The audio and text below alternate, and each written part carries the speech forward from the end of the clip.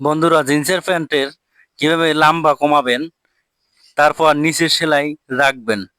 দেখেন, এই half inch বাড়তি রেখে কেটে নেবেন, তারপর সেলাই এভাবে মিলিয়ে নেবেন, তারপর ওই হাফ ইঞ্চিতে সেলাই করে নেবেন।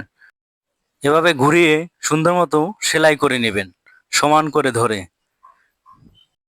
যারা একদম নূতন তারা এগুলো দেখে শিখে নেবেন। এবং এই নিচের সেলাই অনেকে রাখার জন্য আবেদন করে, অনেকে কিন্তু এই সিস্টেমগুলো জানা নাই।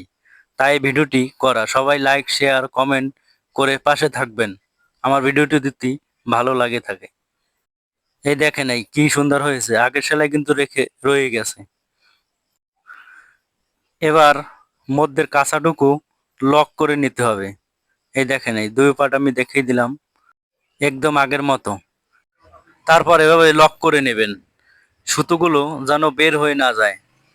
লক করলে, ওভারলক করলে অনেক সুন্দর হবে জিনিসটা, নাইলে সুতোগুলো বের হয়ে যাবে। সুন্দর মতো এভাবে ধরে লক করে নেবেন ঘুরিয়ে। আমার এটা বাংলা লক। ওভারলক করার পর কারেন্টের লক সমান করে, তাই যেটা দিয়েই করেন লক করে। আবার এমন আছে যাদের লক নাই, তারা হাতে সেলাই করে নেবেন, কাজঘরের মতো হাতে সেলাই করে বুনিয়ে দেবেন, তাহলে জিনিসটা সুন্দর হবে। কিন্তু এটা লক করতেই হবে, নিচের সেলাই রাখতে হলে, নাইলে এই সুতোগুলো বের হয়ে যাবে। তারপরে এই উল্টিয়ে দেখাইলাম, এই সে আগের মতো, কোনো ধরার কোনো সিস্টেম নাই। ধন্যবাদ।